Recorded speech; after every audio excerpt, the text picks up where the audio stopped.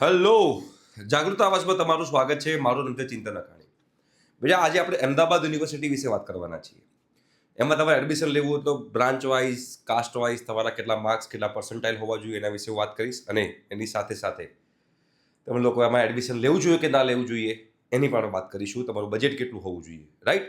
અને બેટા આની પહેલાં આપણે ઘણી બધી કોલેજોના વિડીયોઝ બનાવ્યા છે. એનું પ્લેલિસ્ટ જે છે હું ડિસ્ક્રિપ્શન બોક્સમાં મૂકી દઉં છું. એમાં LD, Nirma, VGEC, DDU, MSU, DIICT ઘણી બધી છે. તમારે જો બીજી કઈ કોલેજ વિશે જાણવું છે એ તમારે જોઈતું હોય તો કમેન્ટ બોક્સમાં કમેન્ટ કરી શકો છો, રાઈટ? બેટા અમદાવાદ યુનિવર્સિટીના પહેલા કટ ઓફની વાત કરીએ, પછી આપણે વાત કરીશું એના ફી સ્ટ્રક્ચરની, એના પ્લેસમેન્ટની, ROIની અને એડમિશન લેવાય કે ના લેવાય. ચલો, સૌથી પહેલા બેટા મિકેનિકલની વાત કરીએ તો મિકેનિકલમાં બેટા ઓપન કેટેગરીમાં રેન્ક જે હતો એ 8756 હતો લાસ્ટ ટાઈમ. પર્સન્ટાઇલ 80.84, એટલે ગુજરાત બોર્ડમાં તમારા 246 માર્ક્સ, CBSEમાં 164, ગુજકેટમાં 72.25. SCBCમાં બેટા 22,141 રેન્ક હતો. PR બેટા 52.84, GSBમાં 198 માર્ક્સ, CBSEમાં 120, ગુજકેટની અંદર બેટા 47 માર્ક્સ. SC કેટેગરીમાં બેટા 16,708 રેન્ક હતો. PR બેટા 64.43, GSBમાં 219, CBSEમાં 137 અને ગુજકેટમાં 56.5. EWS કેટેગરીમાં બેટા 10,374 રેન્ક, PR 77.66, GSEBમાં બેટા 241, CBSEમાં 159 અને ગુજકેટમાં તમારા 69.25 માર્ક્સ. ફ્રી સીટ જોઈતી હોય એમાં આ અમદાવાદ યુનિવર્સિટીમાં તો 89.64, GSEBમાં 262 માર્ક્સ, CBSEમાં 183 માર્ક્સ, ગુજકેટમાં 84 માર્ક્સની આજુબાજુ હોય તો તમે લોકોને બેટા એ જે છે એ ફ્રી સીટ તમે મળવા પાત્ર છે, તો એ આપણે બેટા ખબર હોવી જરૂરી છે, રાઈટ? એના પછી બેટા આપણે આગળ વાત કરીએ કોમ્પ્યુટર સાયન્સ એન્જિનિયરિંગમાં. બેટા ઓપન કેટેગરીમાં 90 PR, એટલે GSEBમાં થાય 264, CBSEમાં થાય 186, ગુજકેટમાં થાય 85.75 PR. SCBCમાં બેટા 11,000 રેન્ક હતો, 74.57 PR, GSEBમાં બેટા 236 માર્ક્સ, CBSEમાં 153 માર્ક્સ, ગુજકેટમાં બેટા 66 માર્ક્સ. SC કેટેગરીમાં બેટા PR 77.5, GSEBમાં 241 માર્ક્સ, CBSEમાં 158, ગુજકેટમાં બેટા 69. ST કેટેગરીમાં બેટા 12.73 PR, ગુજરાત બોર્ડમાં 105 PR, CBSEમાં 80 PR, ગુજકેટમાં 90.25 PR. EWS કેટેગરીમાં બેટા 88.02 PR, GSEBમાં 259 PR, CBSEમાં 179 PR, ગુજકેટમાં બેટા 81.75 PR. ફ્રી સીટ જોઈતી હોય તો 96.29 PR, એટલે ગુજરાત બોર્ડમાં 276 માર્ક્સ, CBSEમાં 200 માર્ક્સ, એટલે ગુજકેટમાં 96.25 માર્ક્સ તમારા હોવા જોઈએ. ઇલેક્ટ્રિકલ એન્ડ ઇલેક્ટ્રોનિક્સ એન્જિનિયરિંગ બેટા ઓપન કેટેગરી માટે 83.87 PR, એટલે GSEBમાં 252 માર્ક્સ, CBSEમાં 170 માર્ક્સ અને ગુજકેટમાં 76.25 માર્ક્સ. SCBCમાં બેટા 17309 રેન્ક, એટલે PR થાય 63.16, ગુજરાત બોર્ડમાં 216 માર્ક્સ, CBSEમાં 135 માર્ક્સ, ગુજકેટમાં 55.25 માર્ક્સ.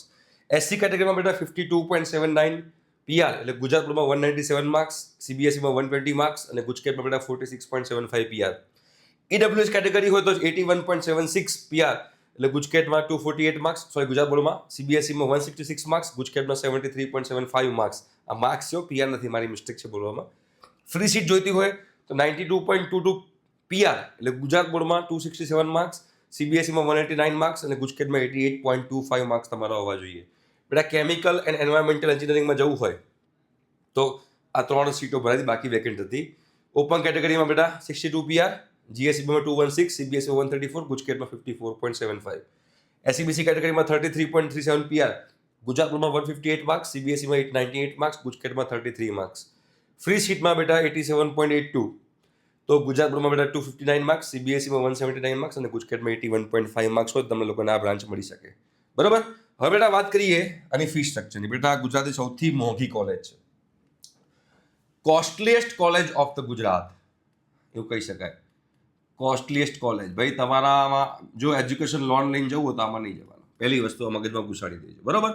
3.72 lakhs પર યરની એની ફી છે. 4 તરી 12 ને 4 સીધા 28, એટલે 15 લાખ રૂપિયા ખાલી ભણવાનો ખર્ચો છે. રહેવા ખાવા પીવાનો બીજો 6-7 લાખ ગણો એટલે 22 લાખ રૂપિયા ગણીને ચાલવાનું.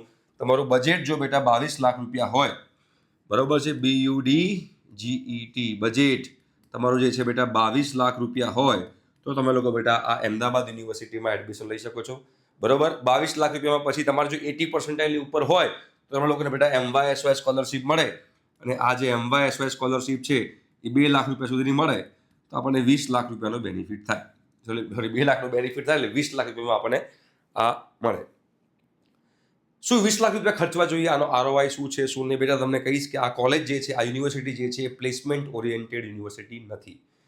જે લોકોને ઇન્ફ્રાસ્ટ્રક્ચર જોરદાર જોઈતું હોય, જે લોકોને ફેકલ્ટીઝ જોરદાર હાઈફાઈ જોઈતી હોય, જે લોકોને એન્વાયરમેન્ટ હાઈફાઈ જોઈતું હોય, એ લોકો માટે બેટા આ જે છે યુનિવર્સિટી એ કામમાં આવે એવી યુનિવર્સિટી છે. ROI આનો આપણે લો કહી શકાય, રિટર્ન ઓન ઇન્વેસ્ટમેન્ટ જે છે એ લો કહી શકાય. બરાબર?